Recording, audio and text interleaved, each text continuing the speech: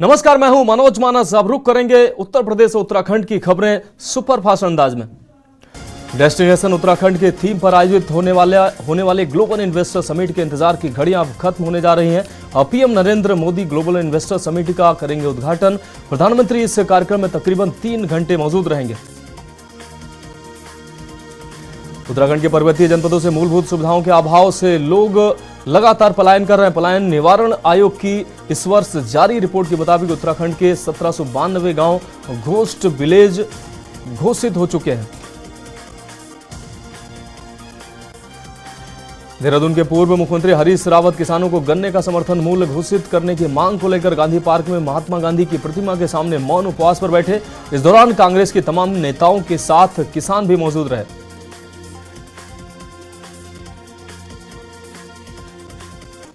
Devprayag NH 58 Rishikesh Srinagar राष्ट्रीय राजमार्ग पर 3 धारा से 2-3 किलोमीटर ऋषिकेश की तरफ करीब 600 मीटर गहरी खाई में अनियंत्रित होकर एक ट्रक डंपर खाई में नीचे गिरा है, जिससे 2 लोगों की मौत हो गई। लक्सर SDM गोपाल सिंह चौहान ने जिलाधिकारी के निर्देश पर लंडोरा नगर पंचायत एवं सुल्तानपुर नगर पंचायत का चार्ज संभाल लिया है। चार्ज संभालते ही SDM ने कहा कि जिन क्षेत्रों में अभी तक विकास कार्य नहीं कराए गए, उन तमाम क्षेत्रों में पूरी ईमानदारी और पारदर्शिता से प्राथमिकता के आधार पर विकास कार्य कराए जाएंगे। दिनेशपुर गदरपुर के सुंदरपुर गांव में विकसित भारत संकल्प यात्रा का आयोजन किया गया। इस मौके पर बोलते हुए वरिष्ठ भाजपा नेता अमित नारंग ने विकसित भारत संकल्प यात्रा का आयोजन सुंदरपुर गांव में किया गया है, जहां बड़ी संख्या में स्थानीय लोग पहुंचे। सरकारी विभागों के कर्मचारियों ने सरकार की योजनाओं की जानकारी आम जनता तक पहुंचाने का कार्य किया। देहरादून में 8 दिसंबर से ग्लोबल इन्वेस्टर समिट का आयोजन किया जाना है। राज्य सरकार ने सभी तैयारियां पूरी कर ली हैं। वहीं मुख्यमंत्री पुष्कर सिंह धामी ने कहा कि इन्वेस्टर समिट के जरिए राज्य में रोजगार बढ़ाने वाले उद्योगों पर फोकस किया जा रहा है। दिसंबर में यूपी बेमौसम बारिश का सिलसिला यूपी में थम नहीं रहा है। बुधवार देर रात वाराणसी में रिमझिम बारिश देखने को मिली, इससे यहां तापमान में गिरावट भी दर्ज की गई। वहीं लखनऊ में भी गुरुवार सुबह से बादल छाए हुए हैं और ठंडी हवाएं चल रही हैं। लखनऊ में भी मौसम का कुछ ऐसा ही हाल है। लखनऊ विश्वविद्यालय के 66वें दीक्षांत समारोह की अध्यक्षता कर रही गवर्नर आनंदीबेन पटेल ने छात्रों को नसीहतें देते हुए परिसर में धरना न देने की बात कही है। उन्होंने कहा कि यदि राजनीति में भविष्य बनाना चाहते हैं तब भी धरना देकर कुछ हासिल नहीं होगा। बलरामपुर में शासन की मंशा अनुरूप आर्थिक रूप से कमजोर व होनहार छात्रों को छात्रवृत्ति का लाभ मिले, इसके लिए जिलाधिकारी अरविंद सिंह द्वारा नियमित छात्रवृत्ति योजना की गहन समीक्षा की जा रही है। इसी क्रम में जिलाधिकारी की अध्यक्षता में कलेक्टर सभागार में जनपद के सभी डिग्री कॉलेज के प्रिंसिपल एवं नोडल अधिकारियों की महत्वपूर्ण बैठक की गई। पूर्व मंत्री अमरमणि त्रिपाठी के घर की कुर्की की तैयारियां तेज हो गई हैं। बस्ती किडनैपिंग केस के मामले में पिछली तारीख पर भी कोर्ट में हाजिर न होने पर बस्ती के MP MLA कोर्ट की सख्ती के बाद प्रशासन सतर्क हो गया है। ऐसे में अब जल्द ही अमरमणि के घर की कुर्की हो सकती है। उन्नाव के 12 सगवर थाना क्षेत्र के दुंदपुर गांव की रहने वाली वृद्धा ने अपने बेटे व बहू समेत 5 लोगों को नामजद कर धोखाधड़ी कर रुपए हड़पने और भूमि का बैनामा करने का आरोप लगाया है। थाना स्तर पर सुनवाई न होने पर वृद्धा ने SP की चौखट पर गुहार लगाई है। SP के आदेश पर पुलिस ने केस दर्ज कर जांच शुरू कर दी है। उन्नाव में ओवरटेक के दौरान डंपर ने बाइक को टक्कर मार दी है, जिससे बाइक चला रहे युवक की पत्नी की मौके पर ही मौत हो गई है, जबकि हेलमेट लगाने से पति बाल बाल बच गया है। हादसे की सूचना मिलने पर पहुंची पुलिस ने आपको बता दें 100 को कब्जे में लेकर पोस्टमार्टम के लिए भेज दिया है। हादसा हसनगंज थाना क्षेत्र के हरोनी शमसुद्दीनपुर गांव के पास हुआ है। उन्नाव में राष्ट्र निर्माता युवा पीढ़ी इस समय नशे की लत में जकड़ी हुई है। योग ज्योति इंडिया सामाजिक संगठनों, स्कूल कॉलेजों के साथ मिलकर ऐसे युवाओं को नशे से बचाने की मुहिम चलाने जा रही है, जिससे कल का भविष्य और राष्ट्र सुधर सके। लखनऊ के नेगोहा इलाके के उदयपुर गांव में बने पराली के गोदाम में देर रात भीषण आग लग गई। आग लगने से पूरे इलाके में अफरा तफरी का माहौल हो गया। चौकीदार की सूचना पर पहुंची फायर ब्रिगेड की कई टीमों ने कड़ी मशक्कत के बाद आग पर काबू पाया। गैंगस्टर माफियाओं के विरुद्ध बाराबंकी पुलिस एक्शन मोड में नजर आ रही है। जिला मजिस्ट्रेट के आदेश पर राजस्व और पुलिस से टीम ने गो तस्करी के अवैध कारोबार में लिप्त हिस्ट्री सीटर गैंगस्टर आरोपी रहमत अली की 55 लाख की संपत्ति जब्त कर ली है।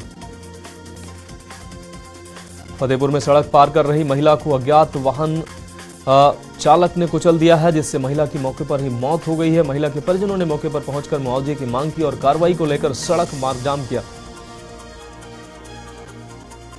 आगरा विकास प्राधिकरण फूड वैन कल्चर को बढ़ावा देने के लिए अब फूड वैन के लिए लाइसेंस देने की प्रक्रिया शुरू करने जा रही है। फतेहाबाद रोड स्थित सेल्फी पॉइंट से इसकी शुरुआत होगी। सेल्फी पॉइंट पर फूड वैन लगाने के लिए एडीए के ई नीलामी पोर्टल पर 18 दिसंबर तक भाग ले सकते हैं।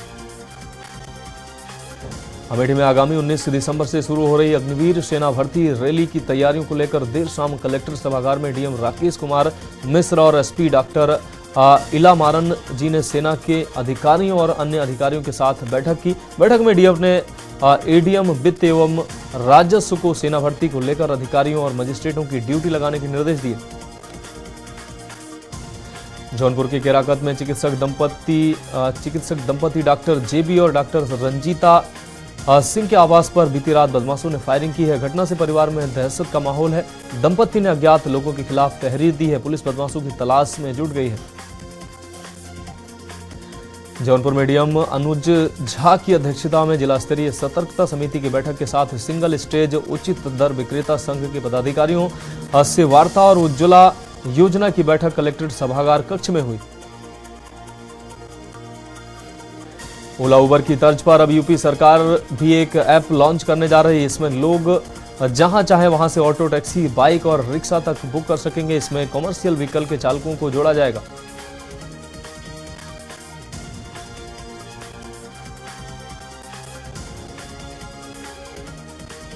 बीएचयू में 103वां दीक्षांत समारोह 16 दिसंबर को स्वतंत्रता भवन में मनाया जाएगा। मेधावी की सूची तैयार हो रही है। इस बार विद्यार्थियों को स्वर्ण पदक उपाधि देने के साथ ही नगद पुरस्कार भी दिया जाएगा। ऐसे में किसे कितना स्वर्ण पदक मिलेगा वो देखने वाला रहेगा।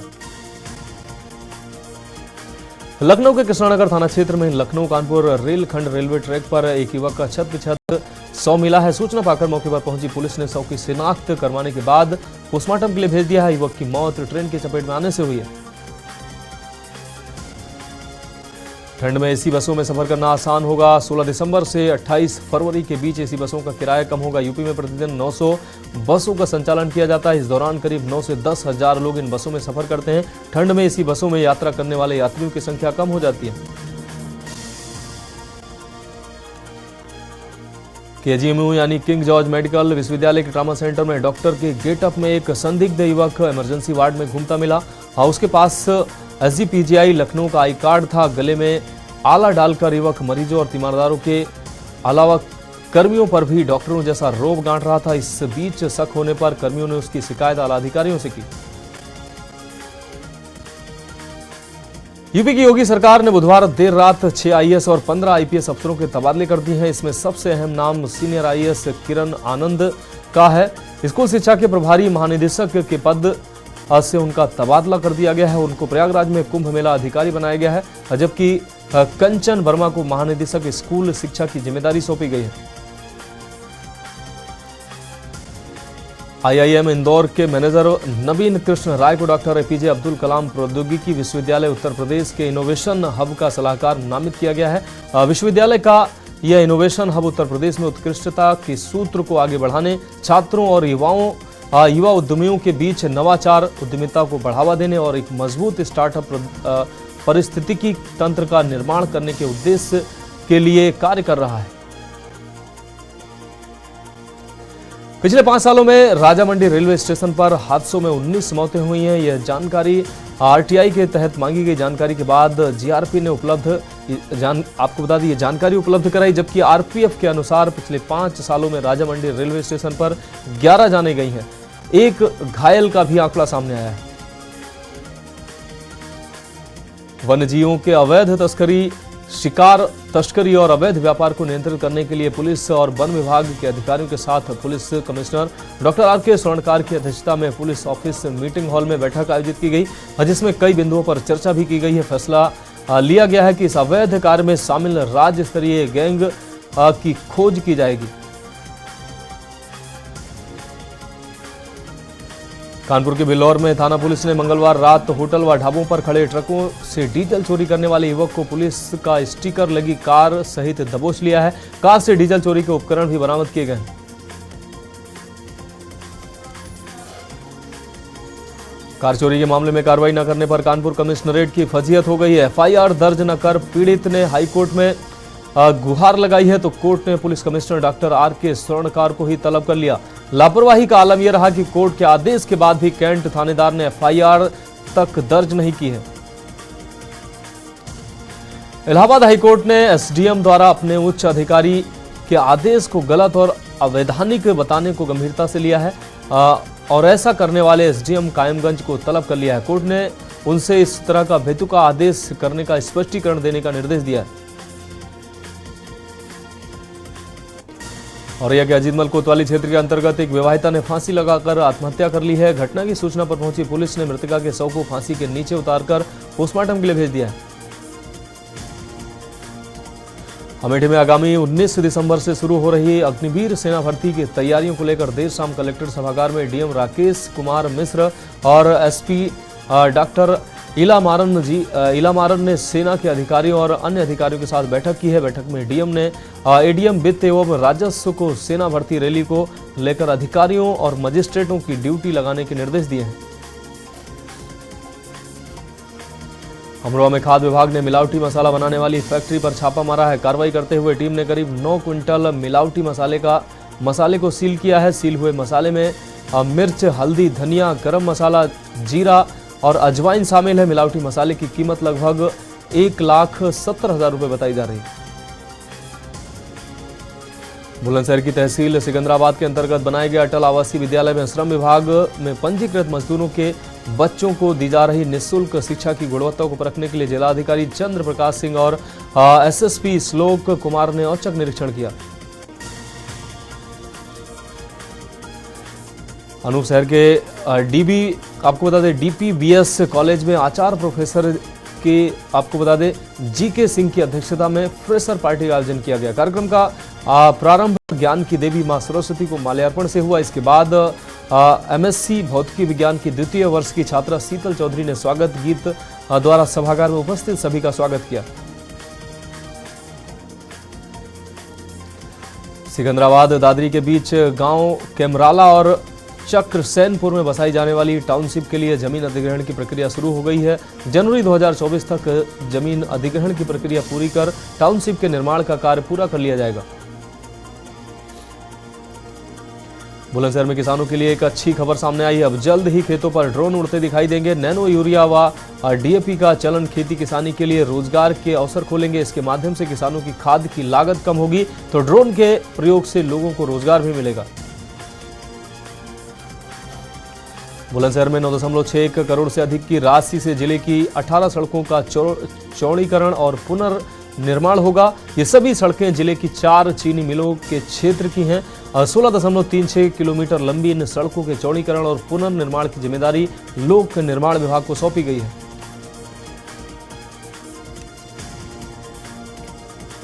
पीलीभीत में रकम को दुगना करने के नाम पर 2 जालसाजों ने एक युवक को ठगी का शिकार बनाया है। आरोपी युवक से 1.75 लाख रुपए ठग लिए हैं। पैसे वापसी के नाम पर टाल मटोल करने लगे।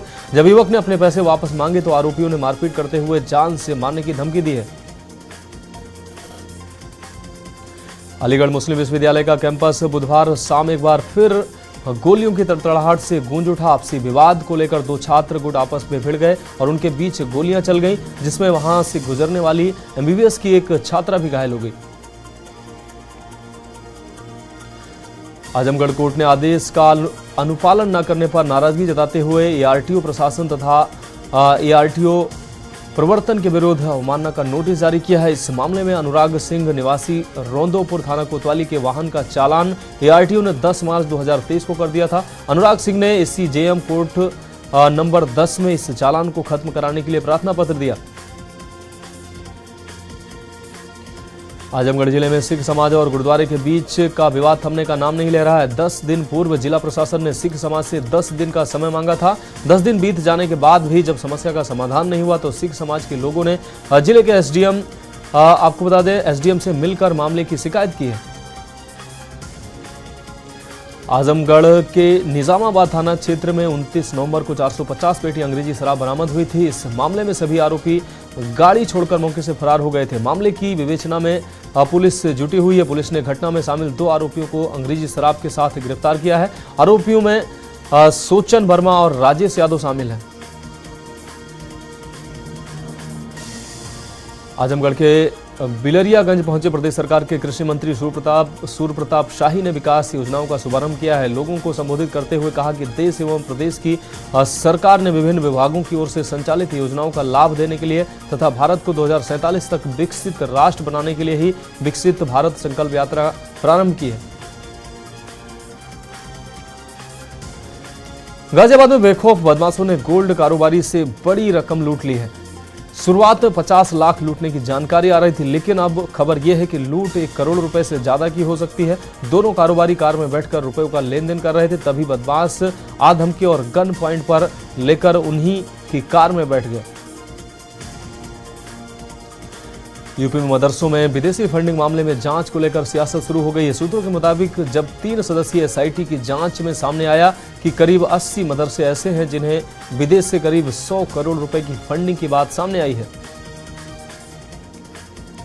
बदायूं में प्रशासन समेत पुलिस व एआरटीओ ने संयुक्त रूप से अभियान चलाकर बुधवार को शहर में चल रही निजी बसें, निजी एम्बुलेंस पर शिकंजा कसा है। इस दौरान अफसरों ने 10 एम्बुलेंस सीज कर दी हैं। ये वो एम्बुलेंस है जिनके मानक पूरे नहीं है। यहां तक कि कुछ के ड्राइवर के पास लाइसेंस भी नहीं था।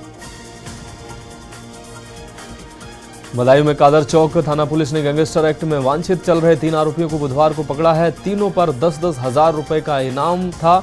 तीनों का चालान करके पुलिस ने उन्हें कोर्ट में पेश किया है, जहां से न्यायिक हिरासत में तीनों को जेल भेज दिया गया।